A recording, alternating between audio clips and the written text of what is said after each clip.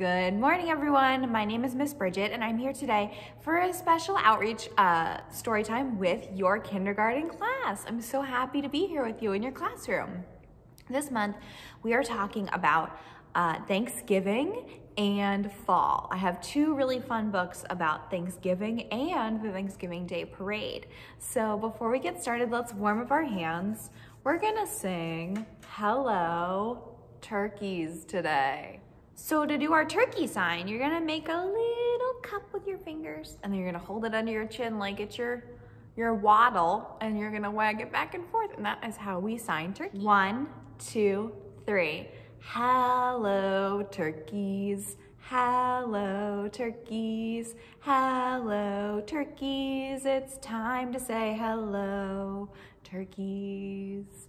Well, now that I've said hello to you and you've said hello to me, how about we get started with our first story? Our first story today is Turk and Runt, and it is by Lisa Wheeler with pictures by Frank Ainsley. Turk and Runt. Turk's parents were so proud of him. He was the biggest, strongest, and most graceful bird at Wishbone Farm. He's a dancer, said his mother. He is an athlete, said his father. He's a goner, said Runt, but no one ever listened to Runt. Every year, the farm animals look forward to the excitement of autumn. Carloads of people came to pick red, ripe apples from the orchard in September. Folks arrived to choose plump orange pumpkins from the field in October. And come November, it was turkey time. One by one, the fattest, roundest turkeys were chosen. Chosen for what? Asked Turk. To be the lead dancer in Swan Lake, said Mother. To play in the Thanksgiving football day game, said his father. To be roasted and gently basted, said Runt. But no one ever listened to Runt.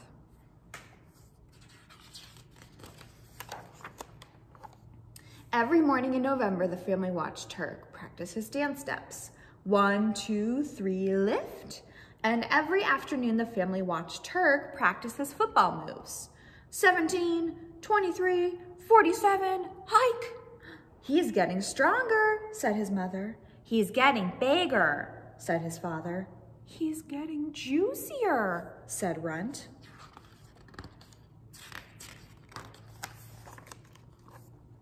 Two days before Thanksgiving, Madame Waddell, a famous ballet instructor, arrived at Wishbone Farm.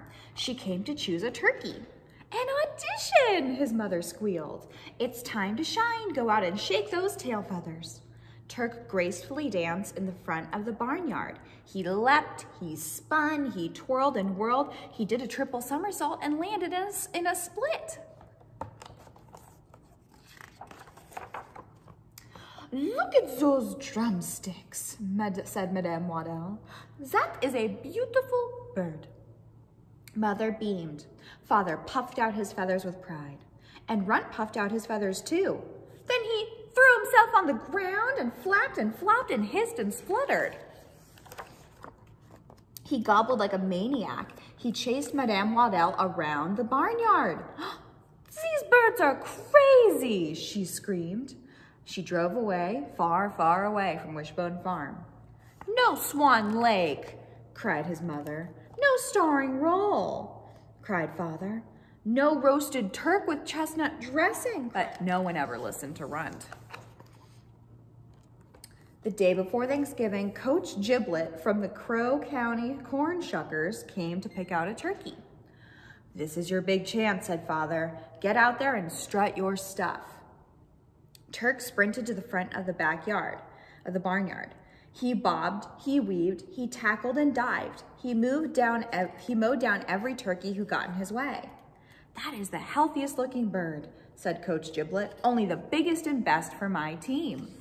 Uh-oh, I don't think he's talking about playing football. I think they want to eat him. Father grinned proudly.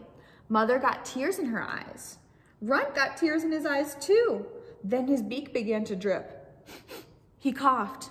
He wheezed. He sniffled and sneezed. He fell on the ground in a hacking fit of quivering feathers. "Good gravy," shouted the coach as he hopped back on the bus. "These are very sick birds. The corn shuckers deserve better." Then he sped far, far away from Wishbone Farm.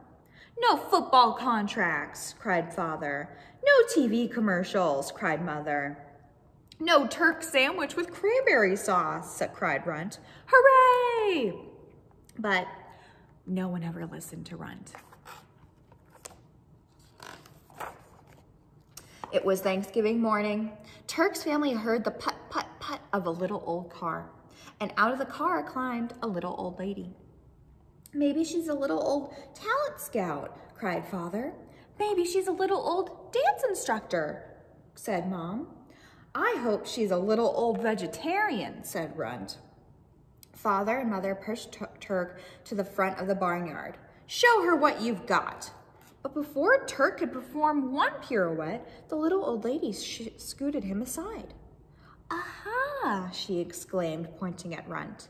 "Exactly what I've been looking for. This bird is the perfect size for me." Uh-oh. "She wants to eat him." Uh-oh. "What?" cried his mother. "Him?" cried his father. "Help!" cried Runt. But no one ever listened to Runt, so he ran. He ran behind Father. "Don't let her eat me!" He ran behind Mother. "Hide me, hide me!" Oh, what's he gonna do? He ran behind Turk. "I'm too young to be basted," he cried. Turk saw the look in the old lady's eyes. He saw the drool on her lips, the fork in her pocket. He saw the roasting pan in her back seat. Runt had been right all along. "Work with me, Runt," Turk instructed, "or your goose is cooked." Turk bobbed and weaved while Runt flapped and drooled, and Turk leapt and twirled while Runt coughed and wheezed. Is it enough? Let's see.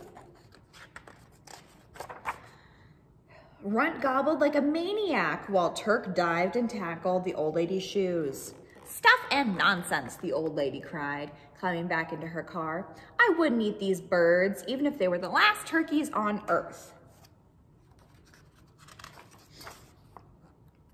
That day, as the family feasted on corn and alfalfa, they had much to be thankful for. "I'm thankful we're all together," said Mother. "I'm thankful for my 2 brave sons," said Father. "I'm thankful to have such a smart brother," said Turk. "We're not out of the woods yet," Runt warned. "Come December, folks will be planning their holiday dinners." "Dinners that include stuffing?" said Mother. "Dinners that include gravy?" said Father. "Dinners that include me?" asked Turk. "Over my feathered body," said Runt. "We're not plucked yet. I have a grade A plot." Let's see what they did. And come December, and this time, everyone listened to Runt. Look, they hid themselves as snowmen. That's very clever, and that's also the end of Turk and Runt. Today, the flannel board I have for you is the 5 little turkeys. Here we go. 5 little turkeys standing by the door. 1 waddled off, and then there were 4. 4 little turkeys under a tree. 1 waddled off, and then there were 3. 3 little turkeys with nothing to do. 1 waddled off, and then there were 2. 2 little turkeys in the noonday sun. 1 waddled off, and then there was 1. 1 little turkey better run away, for soon will come Thanksgiving Day. The 5 little turkeys. Our next story is Balloons Over Broadway, the true story of the puppeteer of the Macy's Parade. And this was by Melissa Sweet. I want everyone to pay attention because if you've ever watched the Macy's Thanksgiving Day Parade, this is how those really cool balloons, those huge balloons of Elmo and Paw Patrol and all those really fun characters, that is how they got their start. This is Balloons Over Broadway. From the time he was a little boy, Tony Sarg loved to figure out how to make things move. He once said he became a marionette man when he was 6 years old. His father had asked him to feed their chickens at 6:30 in the morning every day. Tony had an idea. What if he could feed the chickens without leaving his bed? He rigged up some pulleys and ran a rope to the chicken coop from his bedroom window. That night, he spread chicken feed outside the chicken coop door. Next morning, the alarm went off at 6:30. Tony pulled the rope and the door to the chicken coop opened.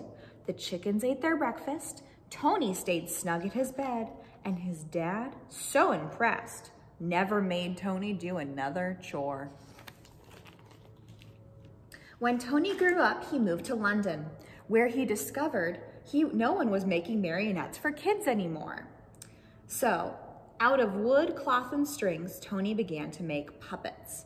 He figured out ways to make his marionettes' movements so lifelike that they performed as though they were real actors. Word soon spread about Tony's amazing marionettes.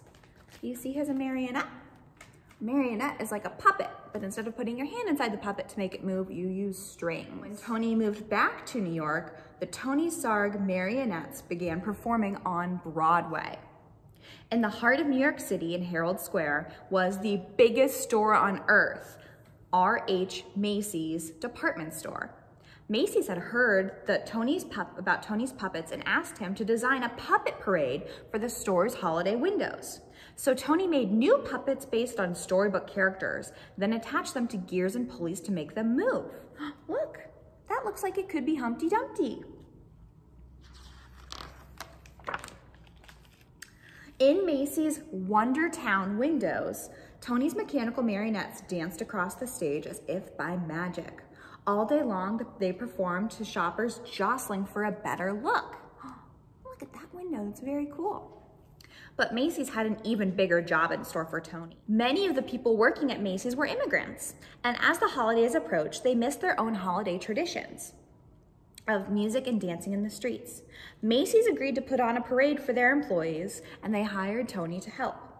Tony, too, was an immigrant, so he loved the idea of creating a parade based on a street carnival from all over the world.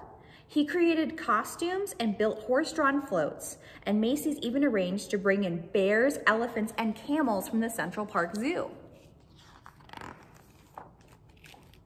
The animals joined hundreds of Macy's employees on Thanksgiving Day of 1924. Winding their way from Harlem to Herald Square, it was a dazzling parade. In fact, Macy's first parade was such a success that they decided to have one every year on Thanksgiving Day to celebrate America's own holiday. So there's the first parade, but it's missing something very special for us. It's missing those balloons. That's right. Each year the parade grew, but when Macy's brought in lions and tigers, in addition to the bears, elephants, and camels, the animals roared and growled and frightened the children. Tony, can you think of anything spectacular? Macy's asked Tony to replace the animals, and he said, okay.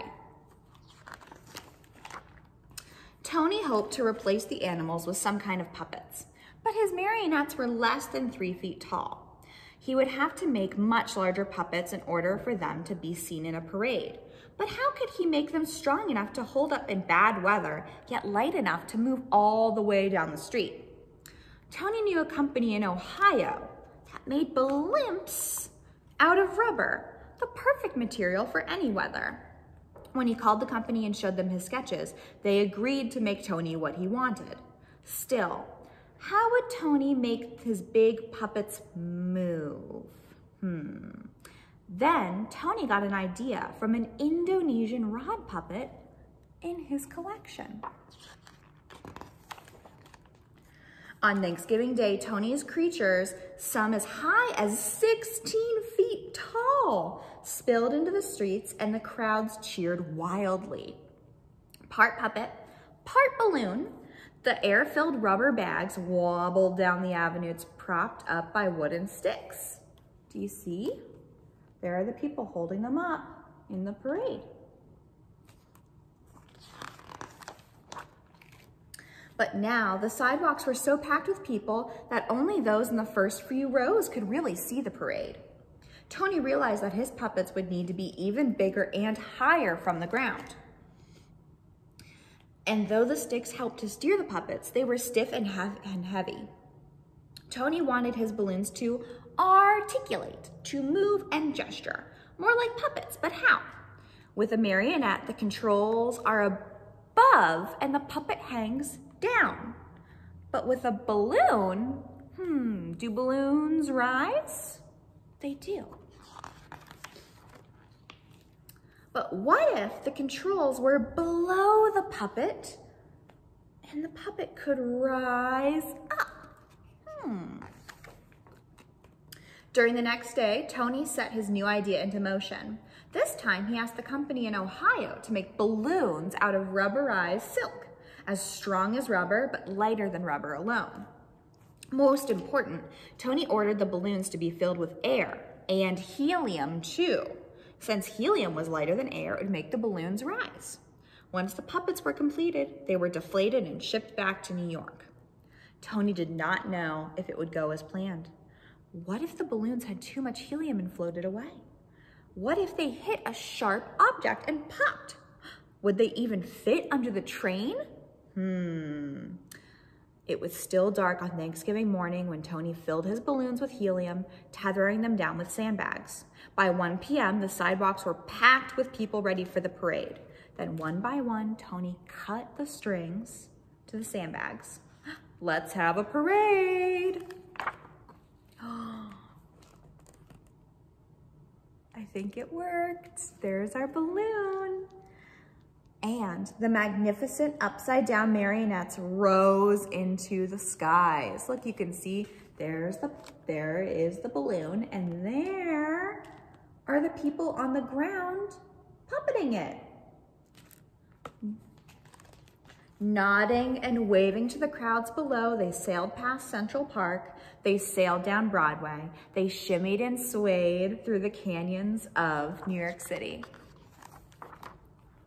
High above the crowds, they flounced in the afternoon wind, pulling the rope handlers this way and that. Yet with every heave to, the balloons gestured and articulated like the puppets, and the crowd screamed for more. After the balloons were eased under the subway tunnel, look, there they are going under. They ended up in front of Macy's at Tony's Wondertown windows. It was a parade New Yorkers would never forget. And from that day on, every Thanksgiving morning, crowds have lined the sidewalks of New York City to see what new balloons would rise to the skies of Macy's famous parade. Tony Sarg, the puppeteer who loved to figure out how to make things move, had set the stage with a little rigging for a puppet that could be anything anyone could imagine it to be. And here is Tony with the actual elephant puppet. And that is the end of Balloons Over Broadway. Well, my friends, thank you so much for joining me for your special outreach video with Sewickley Public Library today. I was so happy I could read you some of my favorite stories all about Thanksgiving. I hope you have an excellent Turkey Day and an excellent November, and I will see you later. Bye-bye.